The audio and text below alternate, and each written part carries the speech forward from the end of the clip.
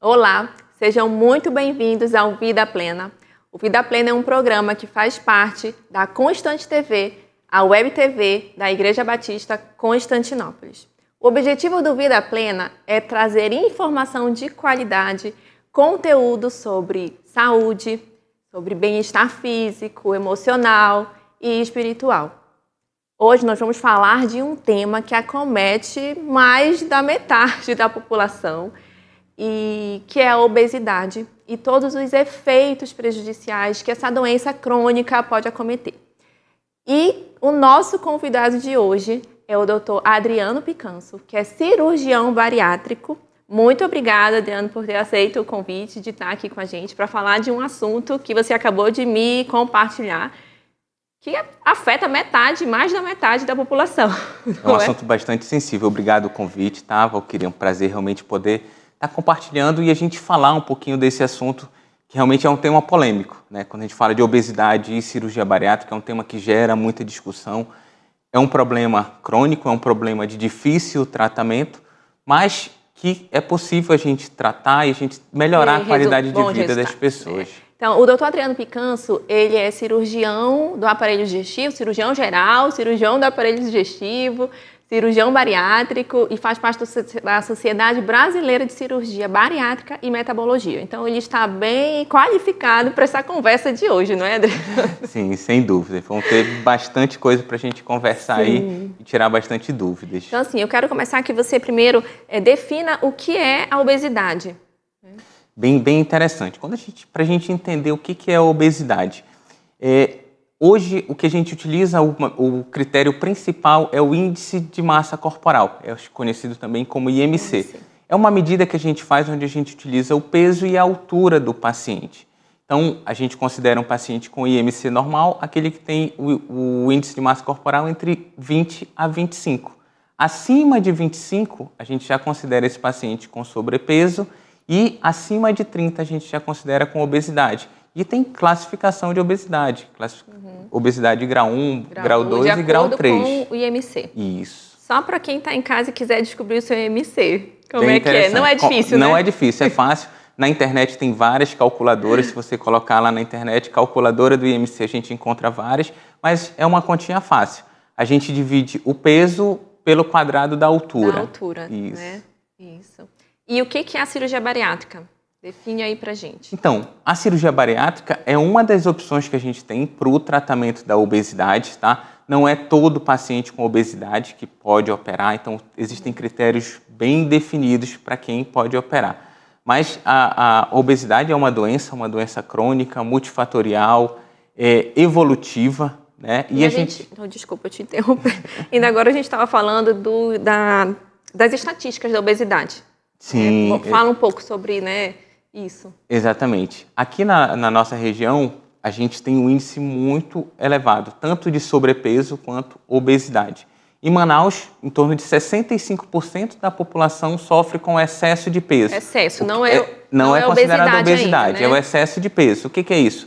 Está com IMC acima de 25, entre 25 e 30. E 30% da população sofre com obesidade, ou seja, com IMC acima de 30. Isso. Ou seja, 1 a cada 3 pessoas sofre com essa doença, que é uma doença grave. E a obesidade mórbida é o IMC acima de 40. 40. Isso. E aí, dentro da cirurgia, todo mundo ouve cirurgia bariátrica e acha que é só um tipo. Na verdade, são vários tipos de cirurgia bariátrica, né? Isso. Tu pode falar um pouco sobre quais são os tipos, quem é melhor um tipo, como é que vocês definem quem vai fazer um tipo de cirurgia ou não? Quando a gente fala de cirurgia bariátrica, eu costumo sempre explicar para o paciente, é como se fosse um guarda-chuva, a cirurgia bariátrica, e dentro dela existem várias possibilidades de técnica. Quando a gente propõe a cirurgia bariátrica, é uma cirurgia para o tratamento da obesidade, é uma cirurgia para o paciente perder peso. Não é para curar a obesidade, que já falou que não Isso, cura bem. Exatamente. A obesidade é uma doença incurável, a gente considera ela como doença incurável, mas uma doença que pode ter controle. Mas dentro da cirurgia bariátrica existem várias possibilidades técnicas que a gente pode adotar. Existem 2 técnicas principais e a gente evoluiu muito nos últimos anos falando de cirurgia bariátrica. Antigamente a gente acreditava, né, ilusão nossa médica do cirurgião, que bastava eu restringir a dieta do paciente, então eu vou deixar um estômago pequenininho. Só reduzia o estômago antigamente. Vou reduzir o estômago e, por exemplo, mudar a absorção, que eram os 2 mecanismos principais, restrição e desabsorção. Hoje a gente entende que essa cirurgia, isso somente não é suficiente para o tratamento da obesidade. A gente precisa de mecanismos metabólicos, e isso a gente já conseguiu entender e oferecer isso de uma maneira mais efetiva para os nossos pacientes no tratamento. Deixa eu ver se eu entendi. Então, o paciente emagrece com a cirurgia bariátrica não é só porque o estômago diminui, ele come menos e absorve menos. Não é esse o não é só isso que emagrece. Não é só isso, exatamente. É que a cirurgia faz alterações. Explica melhor essas alterações metabólicas. É no intestino? É no intestino. O que acontece? Com a cirurgia, a gente propicia que o alimento chegue precocemente ao intestino. O intestino, ele é um órgão hormonal, ele produz hormônios, né? Hormônios que limitam a fome, hormônios que te dão saciedade, então GLP-1, GIP. Muitos medicamentos que estão surgindo, eles vêm desse princípio, de tentar... agir nessa via hormonal, metabólico-hormonal. Isso, exatamente. E a cirurgia, ela tem esse efeito metabólico. Então, a chegada do alimento mais precocemente no intestino, ela favorece a produção desses hormônios que vão ajudar a regular fome, saciedade, gasto metabólico, esses vários fatores. E aí, os tipos de cirurgia? 2 principais, hoje que a gente fala. Qual é?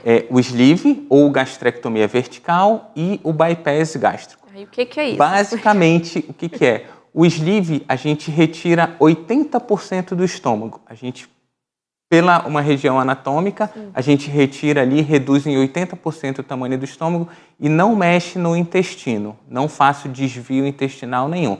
É apenas uma redução do tamanho do estômago.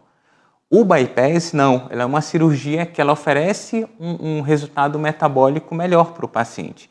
Então, a gente diminui a capacidade do estômago, em torno de 80% a 90%, diminui um pouquinho mais, e eu faço desvios intestinais. A maioria da população tem em torno de 6, 7 metros de intestino. Então, o alimento ele vai passar por esses 7 metros, absorvendo, fazendo o processo de digestão. De digestão e absorção. Nessa cirurgia, a gente reduz, tira uma parte que não vai passar alimento. Então, ou seja, essa parte que não passa alimento, a gente diminui a absorção. Então, teoricamente, essa seria melhor? Teoricamente, sim. Mas falar qual é a melhor técnica? A melhor técnica vai depender do paciente. Então, a escolha da técnica, como você perguntou, ela é uma escolha individual. A gente seleciona o paciente, a gente avalia características do paciente, resultado da endoscopia, avalia as doenças que esse paciente tem, se ele tem pressão alta, se ele tem diabetes, se ele tem doença do refluxo. A gente avalia a expectativa do paciente em relação à perda de peso. Hoje tem muito paciente que chega comigo, doutor, eu quero operar, mas eu não quero perder tanto peso. Então, a gente avalia isso daí. A gente avalia o IMC do paciente, se é um IMC muito elevado. Alto, é melhor fazer o bypass. Fala do paciente super obeso, com doenças metabólicas, com pressão alta, com diabetes. O bypass, por exemplo, ele vai responder melhor do que uma gastrectomia vertical. Então não é o paciente que escolhe, né, gente? É o médico... É uma decisão em conjunto. É uma decisão em conjunto. Eu sempre vou oferecer para o paciente o que eu acredito que vai ser melhor para ele. Mas o paciente, ele participa do processo decisório. Ao pós, faz alguma diferença? Tem alguma diferença? É pior o pós-operatório do bypass, só da gastrectomia isolada? O pós-operatório imediato, o paciente não sente uma diferença entre uma técnica e outra. No pós-operatório mais tardio, que tem a necessidade de a gente manter um acompanhamento desse paciente, de fazer uma suplementação de vitaminas, suplementar a necessidade, acompanhar a necessidade de proteína deles.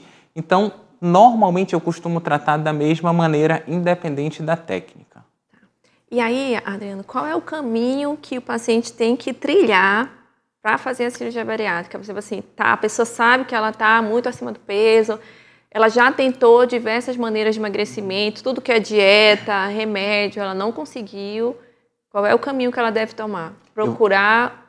Eu vou te dar uma estatística que ela é um pouquinho assustadora. Dos pacientes que têm indicação de fazer cirurgia bariátrica e que poderiam se beneficiar com esse tratamento, a cada 100 pacientes, apenas 2 conseguem operar. Ou seja, é um índice extremamente baixo. Muito baixo. E aí tem vários fatores. Essa dificuldade é do quê? Tem vários fatores que acabam dificultando isso daí. Acesso também, né? Sistema Único de Saúde hoje é muito difícil, muito complicado um paciente chegar até o ponto final, que é a cirurgia. Para os pacientes que têm plano de saúde, que teriam acesso à cirurgia... Também e aí, é mais... eles têm as dificuldades, mas normalmente eles conseguem, mas aí começam a aparecer outros fatores. A obesidade, ela é uma doença que, às vezes, a maioria das pessoas culpa o paciente pela doença. Acha que não consegue se controlar. Isso é desleixo, isso é demais. falta de vontade. Constantemente eu atendo os pacientes chegam comigo na consulta, a maioria deles sai chorando da consulta. Diz, doutor, quero me abrir aqui com o senhor. Porque todo mundo fala, na minha casa, os meus amigos, você não perde peso porque você come demais, porque você não para comer, porque você não faz uma atividade física. É só você fazer isso que você vai perder peso. Como se fosse fácil, né? E não convive com os problemas que aquele paciente vive diariamente, com as dificuldades que ele tem, que às vezes são coisas simples, cruzar a perna, se abaixar para amarrar um tênis, brincar com o filho, né? Essas dificuldades que a maioria das pessoas não vê e não percebe por não conviver com a obesidade e julgam as pessoas. Então, não, você não precisa disso. Muitos pacientes chegam e falam comigo, doutor, as pessoas acham que eu quero operar por questão estética, que eu quero ficar magrinha para eu ficar bonita, né? Esquecem que a obesidade é uma doença e não dão a mortalidade, a possibilidade das pessoas tratarem essa doença. Para a gente ter uma ideia, hoje tem 13 tipos de câncer que estão totalmente correlacionados com a obesidade. Estômago, esôfago, pâncreas, vesícula, fígado, são cânceres que podem surgir por conta da obesidade. Então, assim, tratar a obesidade é aumentar a longevidade desse paciente, né? Qualidade de vida, como eu estou falando, né? Não pode nem se abaixar. Sim. Esse é o motivo, né? Claro que tem, esteticamente, tem outro motivo. É uma consequência, eu falo, é uma consequência boa, indireta, que eu costumo falar para o paciente. Perder peso vai ser só uma consequência. O nosso foco principal é melhorar a questão da sua saúde, controlar as doenças que você tem. E o caminho que o paciente precisa? Ser avaliado por um cirurgião bariátrico se ele já pensa em fazer a cirurgia bariátrica. Então, ele pode procurar direto um cirurgião bariátrico? Normalmente, o paciente, quando ele chega com um cirurgião bariátrico, ele já tentou quase de tudo. Já tentou várias coisas. Ninguém tenta a primeira cirurgia. Ninguém tenta primeiramente a cirurgia, mas a cirurgia também não precisa ser a última opção do paciente, quando ele está com aquele quadro mais grave de obesidade. Então, ele já tentou medicamento, na maioria das vezes, já tentou dieta, já tentou atividade física e não conseguiu. Ou consegue muito pouco, né? Que não consegue mudar tanto, né? Aquela qualidade de vida, né? E o que acontece? Que a gente falou dessa dificuldade de perder peso. Na verdade, existe uma programação do paciente, uma programação metabólica. Genética e metabólica, Genética e metabólica. Isso vem lá da gravidez, enquanto aquela pessoa estava na barriga da mãe durante o período de gestação. O que ele se alimentou nos primeiros 2 anos de vida vai determinar se, quando ele estiver com 30, 40 anos, ele vai ter sobrepeso, ele vai ter obesidade, ele vai ter pressão alta, ele vai ter diabetes. Então o organismo dele está programado. Os da mãe intrauterino já vão impactar nisso, né? Influenciam diretamente. Então, esse paciente procura, faz uma avaliação e a gente vê se ele se encaixa dentro dos critérios para realizar. E é realmente um crivo muito grande que a gente faz, porque é uma mudança muito grande na vida daquele paciente. Aí quais são os critérios assim que vocês elegem? Esse paciente está apto, ele tem condições de fazer, vai ter um resultado... Primeiramente, a gente avalia o IMC, o Índice de Massa Corporal. Ele precisa ter um IMC entre 35 e 40, normalmente associado a alguma doença. Se tiver mais de 40 o IMC? Se ele tiver o IMC acima de 40, somente isso ele já tem indicação de cirurgia bariátrica. Já, sem nenhum outro sem critério. Nenhuma acima outra de 40 doença. Já... E por que ele tem essa indicação? Porque ele tem um risco 2,5 vezes maior de ter uma morte precoce em relação ao paciente que não tem obesidade. Abaixo de 40. Que tem abaixo de 40. Então, IMC acima de 40 não precisa ter nenhuma doença associada. Já se ele prepara pode operar, desde que ele fazer entenda também, né? Porque tem todo um procedimento que a pessoa tem que entender como ela vai ter que ficar depois, né? Psicólogo, nutricionista, acompanhamento, né? Com equipe multidisciplinar. Não é assim, eu vou fazer, tem que passar, pelo que eu lembro, com vários profissionais, uma equipe multidisciplinar. Né? O cirurgião, ele pode dizer, olha, você tem o critério para operar, você está dentro dos critérios para fazer a cirurgia bariátrica. Mas por exemplo, o psicólogo, né? Ele pode dar uma negativa. E a gente segue isso com muito rigor dentro da nossa equipe, que é exatamente a falha, ela vem nesse paciente que não foi selecionado adequadamente. Se não obedecer, pelo menos a grande maioria dos critérios, eu acredito que o resultado não vai ser satisfatório, né? O paciente não vai conseguir levar aquela vida totalmente diferente que fica depois da cirurgia. O paciente precisa entender que ele vai passar por um processo de mudança não somente física, emocional. A relação com a comida, né? A relação com a comida, a relação com o seu corpo, a relação com o parceiro. São muitas mudanças, né? Muitas mudanças. Então, são coisas importantes. Tanto que, assim, entre a pessoa decidir fazer a cirurgia e ela fazer, tem quanto tempo, mais ou menos, vocês esperam? Vai pelo menos uns 6 meses de preparação para o paciente. Eu achei até que fosse antes, olha. Na maioria, entre 3 e 6 meses. 3 e 6. Mas a maioria, realmente, ela acompanha esse processo aí de 6 meses.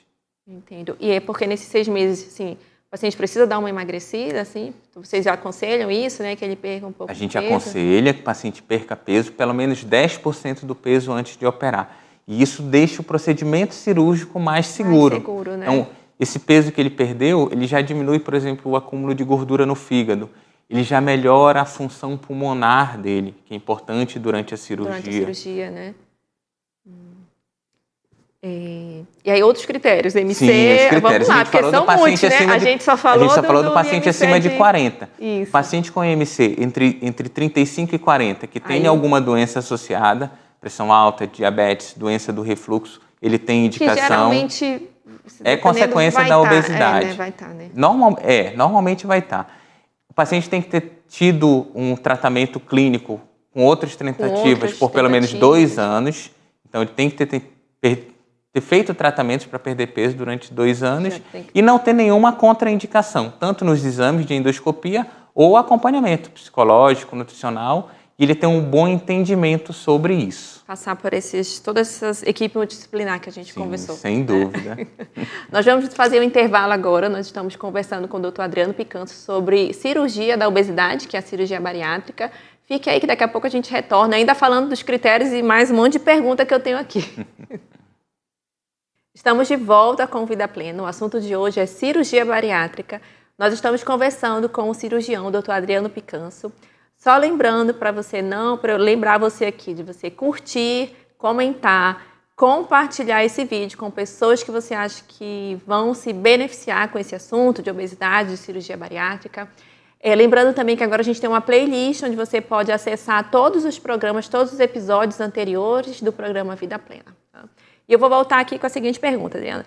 Como é que são os exames preparatórios? Que exame o paciente precisa fazer para a gente ver se ele é elegível para a cirurgia? Sim. Existem exames que são fundamentais para todos os pacientes, cirurgia, né? Para qualquer cirurgia, né? E existem exames que a gente individualiza para cada paciente.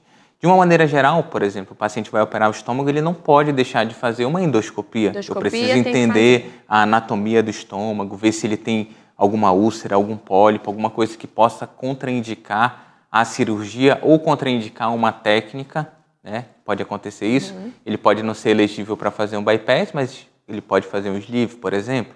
Então, a endoscopia, aí vai fazer exames de sangue. A colonoscopia para pacientes acima de 45 anos, né? A gente já pede de rotina também, no pré-operatório, que já faria parte da triagem, independente da cirurgia. Quem tem mais de 45 anos tem que fazer colonoscopia, exatamente. Né? Isso aí. E sem sintoma. Não precisa ter sintoma. 45 anos. Faltam alguns anos para eu ter que fazer. Tem que fazer. Exames de sangue, os do pré-operatório normal, eletro, raio-x. Como se fosse qualquer outra cirurgia. Então, a única coisa diferenciada vai ser realmente a endoscopia, A gente faz a avaliação da função pulmonar, então a espirometria faz parte do pré-operatório da cirurgia bariátrica. A gente avalia o risco desse paciente ter uma trombose, por exemplo, no pós-operatório. Então, a gente faz Doppler venoso dos membros inferiores. De uma maneira geral, dos exames é isso, mas tem uma avaliação com uma equipe completa. Psicólogo, nutricionista, a gente pede para passar com um avaliador físico, já para começar a atividade física antes da cirurgia. E manter depois da cirurgia. Endocrinologista, pneumologista, cirurgião vascular. Então, todos esses são membros que compõem a equipe que faz a avaliação antes. Tu falaste agora de avaliar a função pulmonar, eu me lembrei, não sei por que relação, mas que a cirurgia bariátrica pode curar também a apneia do sono, né? Isso. O paciente que tem apneia do sono, né? Sim, exatamente. E é por isso que a gente avalia, é uma queixa. Para aquele paciente que tem um IMC de 35 e 40 e apneia do sono, ele tem indicação para o tratamento da apneia, da cirurgia bariátrica. E aí, chegou o dia da cirurgia. Grande dia esperado para uma transformação. Como é que é o cuidado aí? Assim, quanto tempo dura a cirurgia? Uma cirurgia longa? Atualmente, o tempo de uma cirurgia bariátrica oscila entre 1 e 2 horas. Isso depende um pouquinho da técnica. Eu achei que fosse mais demorado. Exatamente. Na maioria tem cirurgias que são mais difíceis. E as cirurgias ainda são abertas ou tudo vídeo Depende do local. Hoje eu só faço a cirurgia por videolaparoscopia, não faço cirurgia aberta, que é a cirurgia dos furinhos ou minimamente invasiva. A recuperação para o paciente é muito melhor, muito mais rápida. Para você ter uma ideia, o paciente acabou a cirurgia, fica alguém da nossa equipe acompanhando esse paciente já ali nas primeiras horas.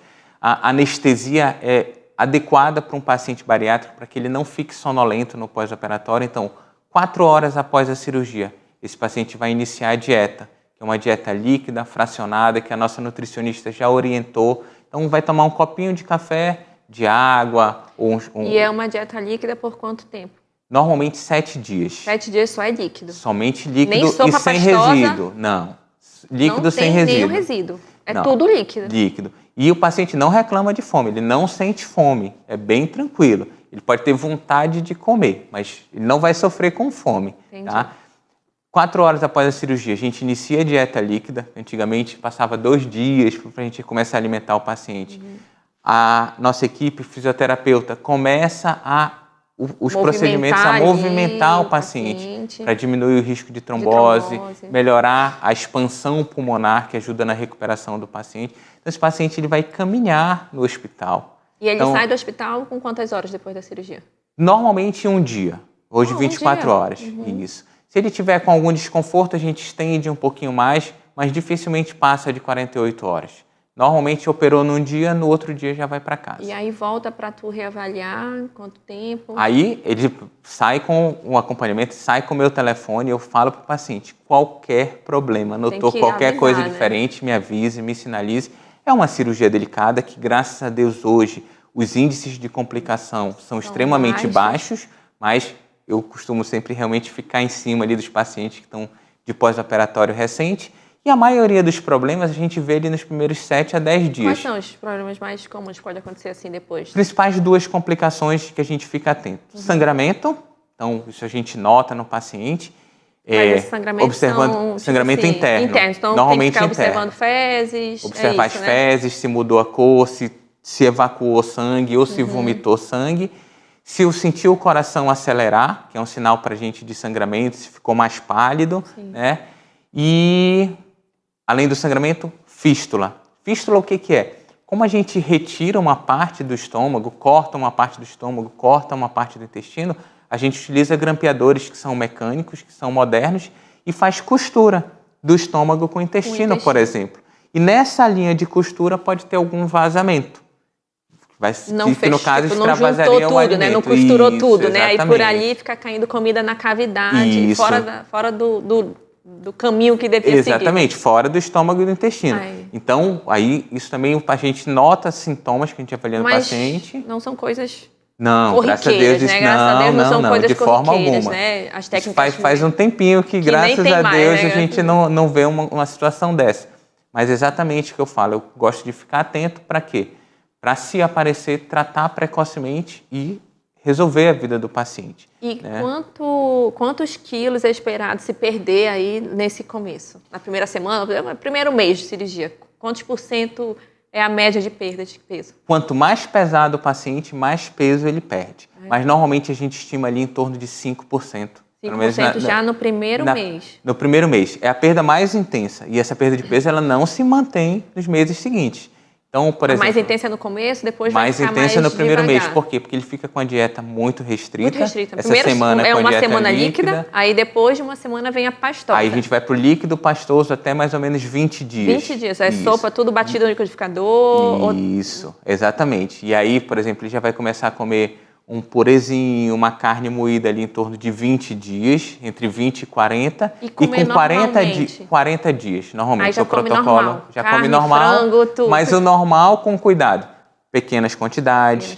O paciente precisa aprender a mastigar. Então, o paciente, normalmente, às vezes, eles contam pra gente, doutor, eu comia super rápido, que eu nem via a quantidade que eu comia. Porque ele não tinha o hábito de parar para mastigar. Então, você tem que comer, vai comer normal, sólido, mas pequenas porções, fracionadas, mastigando. Porque se ele comer demais, ele pode ter um entalo, pode ter algum desconforto. Isso acaba que é um freio também para ele. A primeira vez que ele faz isso, aí ele sente que passa mal, né? Aí ele já sente. sabe, E né? aí ele vai aprendendo. Tipo, se eu fizer isso aqui de novo, eu vou sentir isso. Na verdade, esse hábito de comer rápido, né, é o hábito da modernidade, né? A gente come fazendo outras coisas, nem presta atenção no que está comendo, né? Exatamente. O ideal seria realmente sentar à mesa e... olhar o que você está fazendo, olhar o tamanho do seu prato, não né? Não tá comendo na frente do computador, no celular, resolvendo as coisas, mas, enfim, fica uma reflexão para a gente mesmo aprender a comer com mais qualidade. Então, o esperado é que ele vai perdendo o peso mais lento nos outros meses. Esse processo de perda de peso por conta da cirurgia, ele vai até os 2 anos, pelo menos até estabilizar. Ainda perde peso até 2 anos? Até normalmente os 2 anos. Por isso que eu estou te falando, ele começa perdendo ali no começo e eu nem quero que ele perca muito peso no começo. Como eu falei, o nosso corpo, existe uma programação, o nosso corpo é uma máquina inteligente. Ele está programado, quando o paciente sofre com obesidade, a gente fala que ele está programado, por exemplo, para pesar 120 quilos. E aí, se o corpo vai lá e ele, por conta da cirurgia, ele perde 20 quilos no primeiro mês, o corpo vai entender de opa, tem alguma coisa errada. O que eu preciso fazer? Eu preciso poupar energia e absorver o máximo que esse paciente está ingerindo. Então, ele vai deixar o paciente mais sonolento, o paciente mais preguiçoso para fazer as atividades, sem vigor, sem disposição, né? Tipo, eu não quero que você gaste energia. Ele começa a aumentar a fome, para a pessoa comer mais. Realmente é uma máquina impressionante que o nosso Deus criou. Ele vai se adaptando. Então, eu quero que essa perda de peso ela seja progressiva e lenta e que vá ocorrendo nesse período dos 2 anos para o organismo se adaptar a essa nova programação. E nesses 2 anos aí de acompanhamento, quando é que começa? Eu sei que alguns pacientes vão precisar fazer suplementações a vida toda, é isso mesmo, não é? Isso. Existe a necessidade de a gente repor algumas vitaminas principais, as vitaminas do complexo B. Explica um pouco por que precisa, para as pessoas entenderem, né? São 2 mecanismos. Um, por exemplo, dependendo da técnica, quando a gente faz o bypass, a gente exclui uma porção do intestino que é responsável pela absorção da vitamina B12, do ferro, que é o duodeno. Então, o alimento, paciente normal, o alimento cai no estômago, quando ele sai do estômago, o alimento já passa no duodeno. Já absorve as vitaminas que a gente precisa e segue no intestino. Quando a gente faz um bypass gástrico, esse alimento não vai passar no duodeno. Aí não tem como absorver. Não tem como absorver. No paciente que fez o sleeve, o alimento continua passando no duodeno, só que agora é uma quantidade menor. Esse é o motivo que você me perguntou, de você trata igual no pós-operatório? Eu trato igual. Entendi. Por quê? Porque mesmo que ele tenha ali o fluxo intestinal preservado, a quantidade que ele vai comer é menor do que ele necessitaria. Então, dependendo do método, vai fazer suplementação. Eu faço a suplementação. E o que eu costumo falar para os pacientes? Poxa, você sofre com pressão alta, ou você sofre com diabetes, ou você tem alguma doença que você precisa fazer um tratamento crônico, contínuo. Você toma medicamento todo dia. Eu não sou operado de cirurgia bariátrica, mas eu tomo suplementos todos os dias. Por quê? Porque a gente precisa... Você também. Eu também tomo. Então a gente precisa, naturalmente, é difícil de a gente conseguir absorver tudo que a gente precisa. E comer a quantidade adequada. O nosso intestino muda sem cirurgia. A partir dos 40 anos diminui a absorção. Mais um monte de coisa, estresse. Né? Então, é o que eu falo, naturalmente a gente já precisaria suplementar. A maioria das pessoas, mesmo com uma alimentação adequada. Se a gente conseguisse tudo que a gente precisa com a alimentação, perfeito. Mas é algo a monitorar. O paciente que operou, ele não consegue comer toda aquela quantidade.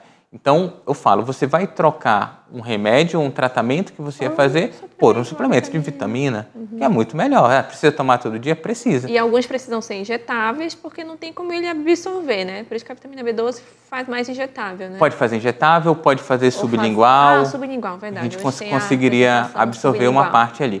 Mas isso vai muito da disciplina realmente do paciente. Os pacientes que mantêm um acompanhamento de perto.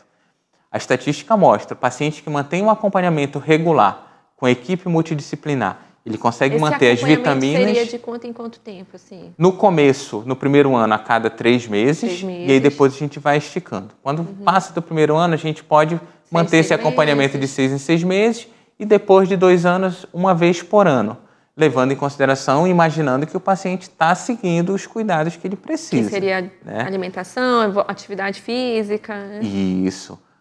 O paciente, então, a partir do momento que ele faz um acompanhamento, o paciente que mantém um acompanhamento com a equipe, é mais fácil ele manter o peso. Por quê? Porque a equipe está vigilante. Então, ele ganhou um pezinho ali na primeira consulta. Quando ele voltar daqui a 3 meses, a gente já observou, ganhou mais um pezinho. Sim. Ou então, olha, essa vitamina aqui caiu.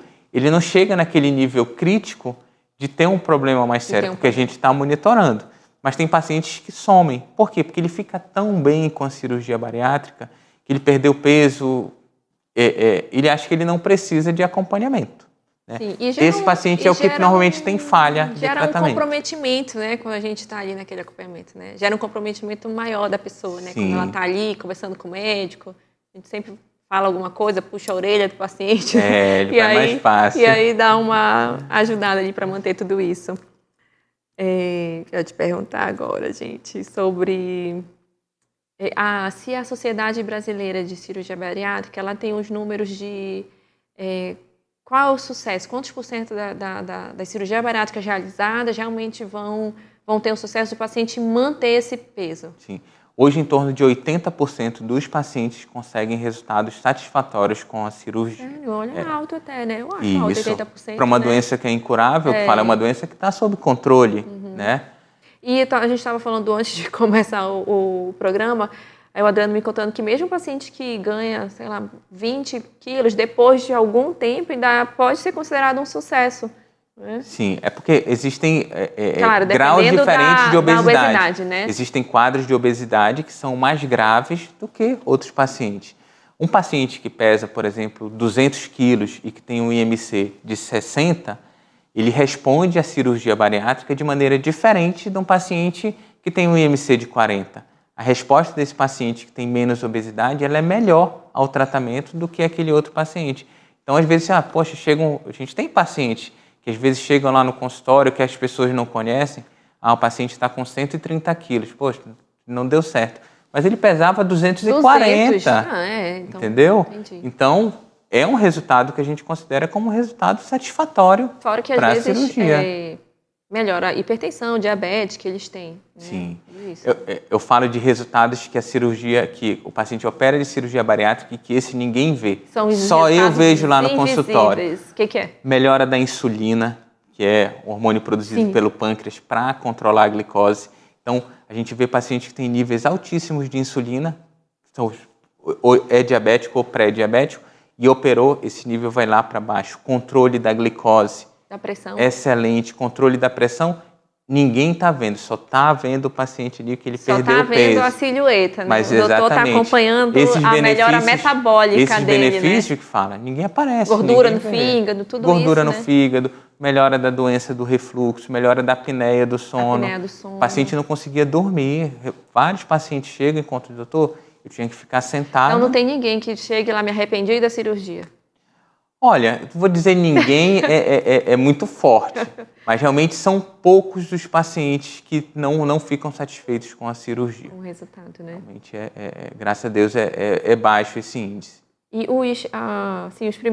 as primeiras histórias de cirurgia bariátrica, em quantos anos assim começou? A cirurgia bariátrica, ela vem ali de mais ou menos 1970, 1980. Os primeiros casos, né? A popularização, assim, uns 20 anos. E ela começou com a via aberta, até a gente evoluir para videolaparoscopia, que a cirurgia minimamente invasiva foi quando ela se expandiu e ganhou o mundo. Por quê? Porque no começo a cirurgia bariátrica ela tinha muita complicação, tinha muito óbito. Sim, tudo que começa, eu lembro, né? quando eu entrei para o mundo da cirurgia bariátrica, eu era contra. Eu entrei na cirurgia bariátrica, eu vou contar essa historinha daqui a pouco para vocês.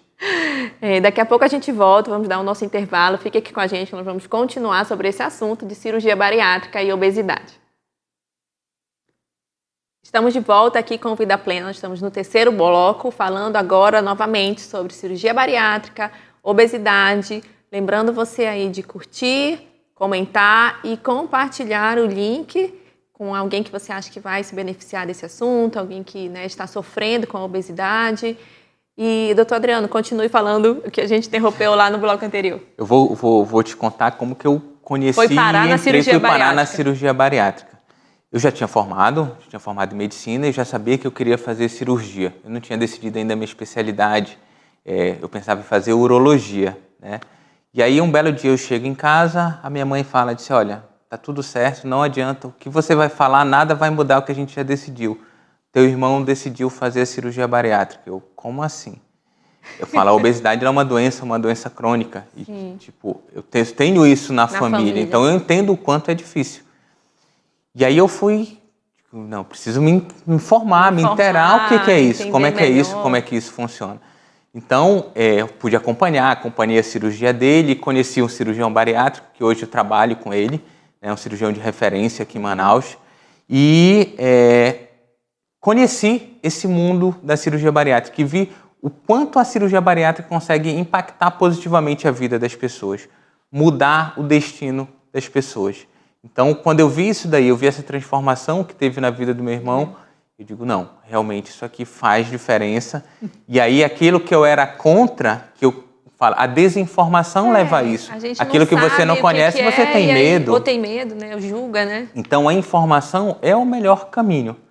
Você buscar, se informar, se inteirar sobre os benefícios, sobre os resultados, sobre os riscos, sobre a mudança de vida que isso é necessário. E aí, a partir desse momento, eu comecei a acompanhar, eu já estava na cirurgia geral, eu digo, não, esse aqui é um caminho que realmente eu quero seguir. Aí foi quando você fez cirurgia do aparelho digestivo? Cirurgia do aparelho digestivo, já para focar... para a cirurgia bariátrica, para a cirurgia bariátrica, exatamente. Então, são quantos anos de formação? Só para a pessoa saber como é difícil chegar lá, né? Exatamente. Eu formei em cirurgia geral em 2012, eu já era cirurgião. São 3 anos de cirurgia geral. E mais cirurgia do aparelho digestivo, 2 anos. Mais 2 e mais o acompanhamento todo na área da bariátrica. Na área da cirurgia bariátrica, são vários treinamentos. Vários treinamentos. Que a gente faz. A vida da formação bem feita, né? E aí, falando, eu fiz essa pergunta lá nos bastidores, eu vou perguntar agora novamente, Adriano. A gente sabe dessas novas medicações para emagrecer, para tratar o diabetes, são famosas aqui, vou falar até o nome de alguns, tipo Mounjaro, que falam Ozempic, né? Mounjaro, que é o efeito de uma cirurgia bariátrica. E será que o futuro, então, a cirurgia bariátrica vai ficar de lado? São esses remédios que vão fazer essa grande diferença? Essa é a pergunta que não pode faltar para o cirurgião bariátrico. Né? Essa é uma cirurgião pergunta bariátrico vai ficar sem trabalho? Exatamente. Será que eu vou ficar desempregado? Né? O que eu acredito? Eu acredito que não existe um único tratamento definitivo e somente ele para obesidade. Obesidade é uma doença de difícil tratamento. Então, eu acho que os tratamentos eles vêm para se somar. Se a gente pode somar ferramentas, cirurgia bariátrica, Mounjaro, Ozempic, várias outras medicações, acompanhamento nutricional, atividade física, esse paciente é o que vai ter o melhor resultado. Mas eu não acredito que a cirurgia bariátrica vai acabar por conta dos medicamentos. Até porque hoje o custo, acho que uma grande dificuldade são os custos dos remédios, né? Custo extremamente alto, dificuldade de acesso a esses medicamentos. Seriam medicamentos que o paciente precisaria ficar fazendo uso contínuo deles. Isso, porque já que é uma doença crônica, né, a obesidade, não dá para achar que eu vou tomar ali um mês, vou tomar um ano e... O paciente toma, perde peso, mas a partir do momento que ele para de tomar, o efeito do medicamento, ele cessa.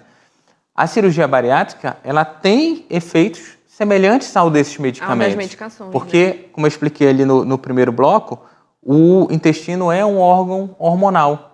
Então, ele produz os hormônios que são injetados através das medicações. Que são injetados pelas medicações, né? Então, nada de de achar que as medicações vão substituir a cirurgia bariátrica. Costumam Na falar, verdade, não é para competirem, é para eles se ajudarem. é para se ajudarem, né? Então pode até ajudar o paciente que precisa perder um peso para entrar na cirurgia, né?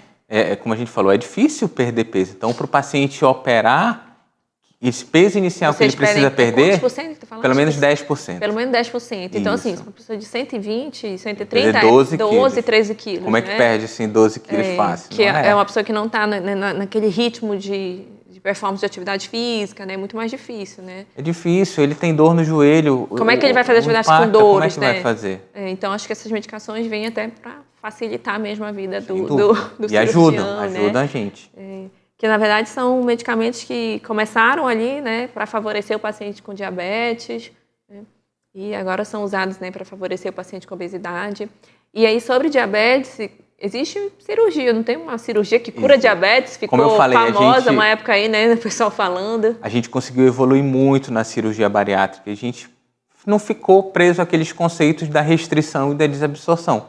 Então, hoje, como a cirurgia bariátrica ela tem um efeito metabólico, e a gente viu esse efeito metabólico da cirurgia no controle do diabetes, com o passar dos anos, publicações mostrando o benefício da cirurgia para o controle do diabetes tipo 2, tá bom? Paciente diabetes tipo 1 não teria indicação, né? é outro mecanismo. Né? Mas para o diabetes tipo 2, existem cirurgias voltadas para o controle desse paciente. Que são parecidas com as cirurgias? São parecidas. Existem outras opções específicas, como eu falei. Quando a gente falou de cirurgia bariátrica, eu falei de 2 técnicas, mas existem técnicas que estão evoluindo, estão em processo de legalização e que têm resultados muito satisfatórios para o controle do diabetes. E uma coisa interessante para a cirurgia do diabetes, ele não precisa ter obesidade. Eu já ia perguntar, né? Se era a minha próxima ele não precisa pergunta. ter aquele critério da obesidade do IMC acima de 35. Obesidade grau 1, o IMC entre 30 e 35 e diabetes tipo 2, ele pode ser submetido à cirurgia com foco não em perder peso, com foco no controle do diabetes. Fazer esse controle hormonal que acontece, né? O objetivo da cirurgia no diabético é isso, né? E é o que a gente vê, realmente, a gente vê um controle... Isso é feito mesmo? Tem sido realizado com frequência? Tem sido realizado com certa frequência. A maior dificuldade, como a gente volta lá para o começo, assim como os medicamentos, é o acesso. A cirurgia do diabetes, nem nos planos de saúde ela é liberada. Então, os planos de saúde não cobrem a cirurgia do diabetes. E eu acredito que também, assim, para aqueles pacientes que estão de difícil controle, eu acho que medicação clínica ou não, né? Será que esses são os critérios para... Então, diabetes tipo 2, mesmo que ele esteja fazendo os medicamentos, que ele esteja sob controle, quer deixar de usar os remédios. Ele quer deixar de usar os medicamentos e a gente consegue controlar. É bem satisfatório, assim, quando você pega o resultado do exame. A maioria dos pacientes diabéticos usa hoje aquele sensorzinho aqui que você não precisa ficar ferindo. Gente, 24 horas após a cirurgia, o paciente mede lá a glicemia dele. É incrível, assim. Está como essas descobertas mesmo, né, da função do intestino como... chamam de segundo cérebro, né? Porque realmente ele tem essas funções de liberação de hormônio, como muitas coisas são envolvidas que a gente ainda desconhece, né? A gente sabe muita coisa, mas muita coisa ainda é desconhecida, né? Exatamente. A gente vem evoluindo, descobrindo essas coisas, como eu te falei. Essa evolução veio da descoberta, dessas descobertas que foram feitas por esses efeitos. A gente achava que o paciente ia perder peso e ia controlar só pelo fato dele comer pouco. Quando a gente vê que, na verdade, esse é o menor dos efeitos. Os menores, né? E assim, Adriana, é possível reoperar? O paciente fez uma vez e ganhou muito peso, eu posso fazer uma técnica diferente agora para ver se ele perde um pouco mais de peso? Existe isso? Sim, existe, é possível. Lógico, a gente precisa, a primeira coisa, entender o que levou aquele paciente a ter um reganho. Será que isso foi uma falha no acompanhamento desse paciente? Foi uma falha técnica, por exemplo? Será que a cirurgia não foi adequada para aquele paciente? A seleção não foi feita de maneira adequada? Mas é possível, a gente selecionando bem os pacientes, entendendo a cirurgia que ele fez, transformar essa técnica cirúrgica para uma outra técnica. Para técnicas que podem ser mais efetivas para aquele caso. Então, normalmente hoje quem responde menos é aqueles pacientes que têm obesidade mais grave. Quanto mais pesado, menor a resposta dele à cirurgia. E aqueles pacientes que não mantêm o acompanhamento de maneira adequada. Esses pacientes têm uma chance maior de reganho. E aí, falando agora sobre cirurgia reparadora, porque são pacientes que perdem 100 quilos, né? Muitos quilos e fica aquele excesso de pele, né? Quando é que vocês liberam o paciente para fazer uma cirurgia reparadora? Quando é que o paciente pode fazer? Depois de quantos meses? Então, o paciente realmente fica, a maioria fica hoje em graus variados, quanto mais peso, maior fica aquele excesso, principalmente no abdômen, braço, né? Normalmente, o que a gente utiliza? Critérios, estabilização do peso. Então demora, né? Então demora. Vai demorar, isso né? é 1 ano e meio a 2 anos. 1 a 2 anos, não é Exatamente. rápido não, né? Antes disso, eu não costumo recomendar. Porque ele ainda pode perder mais peso, é por causa disso, Ele vai perder né? mais peso e isso compromete o resultado da cirurgia plástica dele. Então, para que ele tenha o melhor resultado, ele precisa aguardar esse tempo. E aí, o que eu recomendo durante esse período? Mantenha uma atividade física regular, principalmente atividade de musculação, para aumentar já reforçar, a musculatura. Né, a parede muscular, né? E isso tudo ajuda, né, nesse paciente. E a melhora da autoestima é incrível, né? É uma mudança para a vida toda, é uma mudança para a família, muda a relação com os filhos, muda a relação com o parceiro, muda a relação no trabalho, a forma como as pessoas passam a enxergar aquela pessoa que tratou, que saiu daquele quadro da obesidade. Então, e quantos acabam, né, influenciando outras pessoas, né? Que alguns têm medo, né? Aí não, o fulano fez, né? Eu sei que tem grupos até, né, de WhatsApp, de pós-bariátricos, que eles se ajudam, né? Muitos grupos. Tem algumas hoje pacientes na clínica que são pós-bariátricas, elas me contam que elas têm um grupo onde eles se reúnem, aí o médico está lá no grupo também. Hoje com o Instagram, né? Hoje a gente vê várias páginas, vários grupos do WhatsApp e que os pacientes se reúnem realmente lá para cada um contar um pouquinho da sua experiência. Não que vai ser igual, inspirar as outras pessoas. Hoje, a maioria dos pacientes que chega, ele vem e diz, não, eu conheci o fulano que você operou e eu vi o resultado dele, eu vi como ele ficou bem e aí ele me indicou para vir aqui para acompanhar. Então, é realmente um caminho. Trocar experiências ali, né? Porque a gente sabe que os casos não são iguais, mas quando a gente ouve alguém, um relato, né? Que muita gente acha que é difícil, não vai aguentar o pós. Sim. Né? Então, quando você conversa com alguém que fez, isso dá um gás aí para a pessoa, né? Criar coragem de fazer, né? Quais são, assim, os mitos principais que você ouve da cirurgia bariátrica? Vamos lá. Aquele mito, você vai perder muito peso, vai ficar com aquela cara de paciente bariátrico. Esse era muito comum, os pacientes perguntam. Eu vou ficar com aquele rosto sugado, como eles falam? Hoje a gente consegue ajustar a cirurgia, você não consegue saber exatamente quanto o paciente vai perder, mas você consegue deixar o paciente com uma aparência melhor, né? Então, era um estigma que tinha da cirurgia bariátrica, um mito, e que hoje realmente a gente não vê isso daí. E talvez seja de acordo com a idade, né? Os pacientes mais jovens. E qual é a faixa de idade? Outro mito. Então, a cirurgia bariátrica é o caminho mais fácil, né? Muita gente fala isso. Não é, gente. O paciente que se propõe a ser submetido a uma cirurgia bariátrica, ele passa por um processo de transformação e adaptação. O caminho para chegar lá, tu já falou que são 6 meses, essa adaptação, essa relação com a comida, né? Você está acostumado a comer uma porção e ter que comer 10% daquela porção, né? Sim. Acho que o cérebro, até se acostumar, né? Que ele fala, a gente come com o olho, né? Às vezes, ele diz, poxa, vou comer só isso daqui, ele serve mais e come só um pouquinho, porque ele já está satisfeito. A gente vê alguns casos, assim, de vez em quando, de pessoas que conseguiram perder muito peso com dieta, atividade física, mas acho que são poucos casos, né? O difícil, às vezes, não é perder, né? O difícil é manter. Porque eles perdem. E com a cirurgia tem essa questão hormonal, né? Essa metabólica, né? Então, é por isso que o resultado se mantém por mais tempo. A manutenção no longo prazo é mais satisfatória. Porque tem a ver com essa via, né? Diferente de quem só faz atividade física, emagrece, porque aquela via ali alterada se mantém, né? Se mantém, exatamente. E como é que você vê as inovações chegando aí na área da cirurgia bariátrica? O que tem de novo? Não tem nada chegando de novo? São métodos só? Tem muita coisa. A gente evoluiu muito nos materiais que a gente utiliza, deixou a cirurgia muito mais segura, né? Então, o resultado hoje é muito melhor. Antigamente, era 2, 3 dias que o paciente ficava internado, a recuperação dele era mais lenta, então os materiais que a gente acaba utilizando hoje são tecnologias que dão segurança para o procedimento, fazendo com que o paciente tenha uma recuperação melhor. As possibilidades técnicas, então a gente consegue oferecer uma cirurgia mais individualizada para o paciente, paciente que tem uma obesidade mais grave, a gente fazer uma cirurgia mais potente para ele. Aquele paciente que não tem uma obesidade assim tão severa, a gente não. Esse paciente não precisa de tudo isso, de todo esse efeito metabólico. Todas as coisas, individualizar realmente, né? E o avanço do terceiro é a possibilidade de a gente revisar pacientes que já foram operados e oferecer uma nova possibilidade de tratamento. A gente conversou ainda agora há pouco sobre isso, né? E assim, qual conselho você daria para a pessoa que está querendo buscar a cirurgia bariátrica? Eu vou dar um conselho não para quem está querendo buscar a cirurgia bariátrica, eu vou dar um conselho para quem está sofrendo com a obesidade.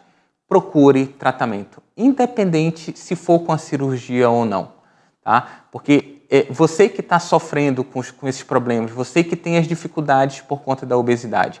Então, com atividade física, com medicamento, com acompanhamento com o nutricionista ou com a cirurgia, independente do tratamento que você vai optar, busque tratamento. Não tenha vergonha de ser submetido a um tratamento para uma doença que é tão grave e tão difícil. Muito obrigada, Adriano. Lembrando assim que a família ajudando, acho que é muito importante, né? Quando tem alguém com excesso de peso, eu digo que a família toda tem que se envolver naquilo, né? Todo mundo tentar buscar comer melhor para ajudar aquela pessoa que está passando pelo processo, né? E acaba sendo uma mudança para a família inteira, né? Acho que eu acredito, né? Do paciente que a maioria das famílias acaba mudando. Eu tenho uma paciente que operou e o marido dela também, ele era tão pesado quanto ela. E ele entrou no ritmo da dieta dela. E aí emagreceu ele perdeu uns 30, 40 quilos porque ele entrou na dieta junto com a esposa. Então, isso, é bem satisfatório. É bom ter a família para dar esse suporte, né? Porque eu imagino que realmente não é fácil passar por todo esse processo aí, dificuldade. Mas que bom que a medicina hoje tem recursos, não para curar ainda, né? Mas para controlar, para trazer qualidade de vida para os pacientes. Que eu acho que é isso que o médico fica mais feliz no final, né? É quando o paciente volta dizendo, tô dormindo melhor, tô fazendo atividade física, né? Esse retorno que é o mais importante.